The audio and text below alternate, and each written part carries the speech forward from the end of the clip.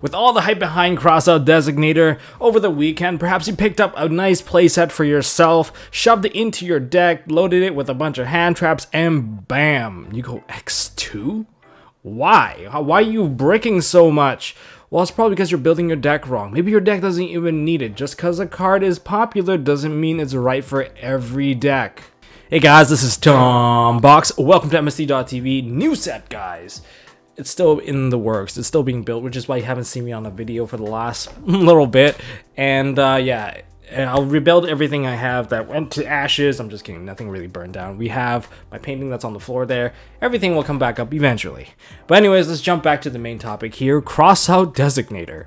So why have you started to lose with Crossout Designator? You put it into your deck. Well, chances are, in fact, most likely, this is the case, you bricked your own deck. You ruined your own deck ratio. You previously had a nice deck ratio that you were comfortable with, and ever since you put in Crossout Designator and a couple of cards that are supposed to prevent you from, getting hit, like targets for Crossout Designator, you've ruined your build. Because now you're likely to see those cards as well, and if your opponent counters you at a different spot, it might have introduced additional weaknesses that Crossout Designator does not cover. And half the time when you're losing with Crossout Designator, you're like, oh my god, if only I had that additional combo piece, you were so screwed because you can't hand trap me. Yeah, the thing is, everyone's saying that, so that clearly is the problem, alright? So that's what we're going to talk about here today, is how to build properly with Crossout Designator, and we're going to pick the minds of OCG builds. Shoutouts to Road of the King and Lithium for giving me a lot of insight looking at how people actually build their decks with Crossout. I mean, they've had the cards for much longer, and there's two things we have to keep in mind. One, the meta. Their meta is different from ours. They were advanced into the future, and it's likely that we do follow in their footsteps partially. And the second thing is that we're looking at is the ban list. They have Maxi, we don't. They have Crossout at 2, we have it at 3, but they have 2 Call by the Grave, we have 1. So technically, it's 4 cards a piece into the deck. But the ban list does influence on how many cards that Crossout Designator is worth using against. Let's start off with some things that you shouldn't do with Crossout Designator. That this is the most common mistake people make, is that they shove 3 copies of this into their deck, and then all of a sudden they decide to put in a lot of things that they want to counter with the cards, and I'm like, don't do that. You just need stuff that's meta relevant, that gives you the correct coverage without muddying your deck consistency. If you muddy up your deck consistency, that's what you're losing. If you were getting your combos basically 3 or 4 out of 5 hands, and now you're only getting it 3 out of 5 hands, man, you just increase your bricking rate by a good 20%. You're at a 40% brick rate. That's not good. You don't want to put yourself in that situation, especially if you're going to put in additional cards that don't really help you out. Second thing that you shouldn't do is, if your deck was fine, if your deck was completely fine without Crossout Designator, you're able to set up the combo that eventually leads into a counterplay against hand traps, don't play Crossout Designator. It's really that simple. If you already have your own set of hand traps that's really effective and you can stop whatever that comes your way, that's it. I mean, if you have a really big problem against impermanence, then Crossout Designator is a really good card for that. But if you were fine playing through that stuff, don't play it, I guess. Yeah, just don't play Crossout Designator. You're ruining your own deck consistency. You're losing your chances to combo. And, one example of that is Drytron. Drytron's probably the one deck that doesn't really care, because you can always end on a Dragoon, and that's really good because they're throwing 2 or 3 hand traps against the Dragoon. They're really just not paying off. If you're not playing the Dragoon package, then you can consider Crossout as an option to let you play through some of these hand traps. But do you really want to main deck Drone Lockbird? Do you really want to main deck Cycle Raiders? I don't think that's an option. That's just terrible deck building, and that's going to lead to some pretty bad bricks. Now, what to do? Like, looking at some of these OCG builds, it looks kind of funky. They have infinite impermanence. They play like 1 copy of it in their main deck. They play 1 copies of this and that. But that's not the only reason why Crossout Designator is played like that. They have a lot more coverage because a lot of people are mating 3 Maxis, so you have already 3 Maxis matching it. You have 3 Ashes that you're also matching, but there's also Fusion Destiny, and for a lot of people, they're also matching the Brave Token package, and if they're matching the Brave Token package, there's a lot of coverage. Whatever that single 1 hand trap in your hand doesn't cover, then you're gonna hope that the Crossout Designator gives you that additional coverage, because they can set Crossout Designator and still use it as a disruption against their opponent, because there's so many things in the main deck that both players also play, which makes Crossout Designator apply. That's a very key thing. It's not just there as like, oh, this is helping me play through Yu-Gi-Oh! No, the Crossout Designator needs the additional usefulness within the mirror match or within matching techs and engines within each deck. The key thing here is knowing that if you're going to be playing Crossout Designator, you have to adapt to the meta. Now, when do you put in those one-off cards into the deck? Does that actually ruin your build? Well, you're still trying to keep your deck as close to 40 as possible. But just remember that Crossout Designator is a high-value card, especially in the hands of a very skilled player, where they understand what's in the meta, they know the coverage of the cards, especially in the game 1, and not only that, they need to know what's the coverage in game 2 because they expect that your opponent will side into certain cards. But is it actually absolutely necessary? We'll cover that in a quick second, but when do we put the one-off cards? Well, that depends on the meta itself. If your deck is tier 1, very common, or your deck has a lot of overlaps with that tier 1 deck, and people are pre-countering it, not letting the player run away with the free game 1, especially if they win the die roll and they get to do their wombo combo, you know, free win from there. Okay, well, then people are starting to pre-counter. Now it's worth to play one copy of the card that would pretty much not benefit you, but basically it's a card that ensures that if you win the die roll, your likelihood of winning the game is that much more secure. Then in that case, yeah, you can run the runoff, which is like, I can make a comparison in OCG. In OCG, they have Tri-Brigade as well. They have Lancia in there because other people can also main deck Lancia to stun you out, especially Drytron. Drytron can search Lancia, especially through the search of the Ben 10, right?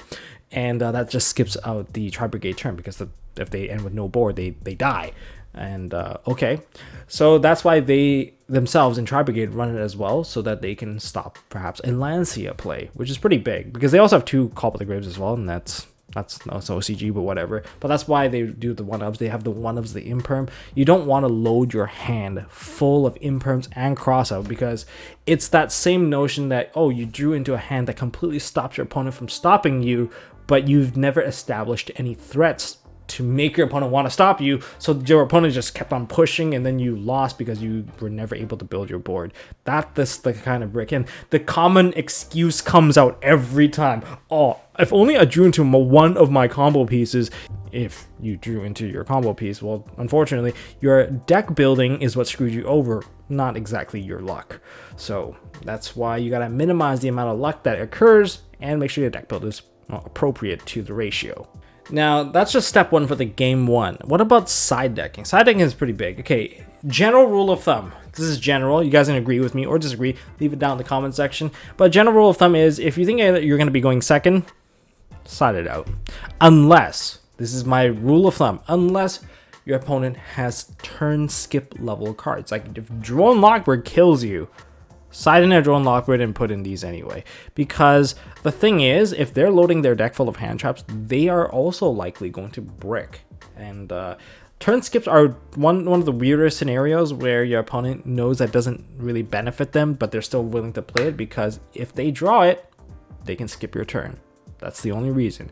And you have to mitigate that because if they choose to go first, they can't go on the aggression. They're trying to build the board, establish a play.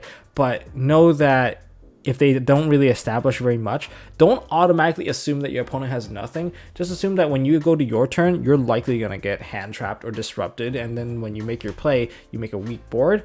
They hand trap you at that one moment where you get completely stuck and unable to advance your game state any more forward. Then it's GG because it goes back to them. Now they go on the aggression. Now you've put something on the board. Now they can go for lethal. That's exactly what they go for. So that's the only case where I would say Crossout Designator. If it's like a turn skip card, Lancia, Droll, Cycle Readers, you can consider keeping the Crossout Designators in. But otherwise, they do not benefit you whatsoever, especially when your opponent has completely built up their board. Crossout Designator will do nothing for you.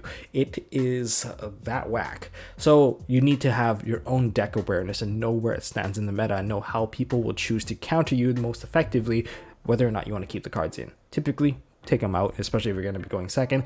If you're going to be going first, that's where you can modify how you play Crossout Designator. You can leave it in, take out most of your hand traps, except you leave one copy for each of these for just so that you have maximum crossout coverage with the least amount of chance of drawing into your hand traps. And then you can play your combo, and then that way you're more likely to be successful with the card because you're not drawing crossout with a bunch of hand traps. Because if you get crossout with a bunch of hand traps, that's just bad luck at that point, because most of them have become one-ofs off of your deck now. And that's really all I have to suggest for you guys who are playing Crossout and not doing really well. Try to keep your build as close to 40 as possible. I know I'm constantly playing like 44, 43, but with Crossout Designator, I really want to shrink my build down closer to 40, because it's just better if you're going to keep it that way. And those are my suggestions on how you guys can consider playing Crossout Designator. A lot of it actually has pulled from OCG. OCG's coverage of cards, like knowing the coverage of what's in the meta pool, is so important when it comes to this card. I know the future of Yu-Gi-Oh might seem a little bit bleak. You know, looking at Proscription, it seems like the future of Yu-Gi-Oh looks like, oh, people will just have Crossout Designator, Proscription, they'll call by the grave, and then maybe they'll even play Prohibition. Like, what's the difference between that? Just call a bunch of cards and then they'll just play a one-card combo. But I don't think that's ever going to happen, because that's going to have a lot of bricking issues. Like, bricking issues is probably one of the things that people don't really talk about too much, because everyone's an expert deck builder. But I think that's one thing that gets underestimated a lot, because a lot of the best players, they're super good at building decks. They know the ratio, they know the math, they can calculate it, and they know what works. And that's why it works for them. And you know, if you're not really that good, try to pull it from the experience of others before you give it a go. I mean, I'm not the boss of you. You do what you want. Win or lose, it's all up to you. But that's all I got for this video, guys. If you guys enjoyed this discussion on how to build a deck properly with Crossout Designator, how to play it in the games 1, 2, and 3, well, if you guys enjoyed it and have additional things to add, leave it down in the comment section. I would love to read your thoughts on appropriate ways to utilize this card. I want to thank you, Patreons, for supporting this channel for so long. I'm going to be making Brave token stuff for you guys. I'm just going to make it for you guys, since you guys are the ones that requested it. So you guys will get a head start on Brave token stuff for you, Patreon exclusive download for you guys for now. Eventually, when it gets closer, maybe other people will get it, but you guys will get the head start. And don't forget to check out mstmerch.com. We have, actually, we're running really low on oversleeves. You guys, I'm pretty sure some of your friends saw it, and then they wanted it too, which is why it's been like selling like crazy. I think we're running super low on stock now, so get it while you can. Appreciate you guys for your support. And if you guys enjoyed this video, smash that thumbs up button. If you guys want to see more stuff from MST.TV, hit the subscribe and ding the notification bell. Beat the algorithm gods for me. I really appreciate it, so that I can actually build up my new set. And that's really it, guys. I'll see you guys in the next one.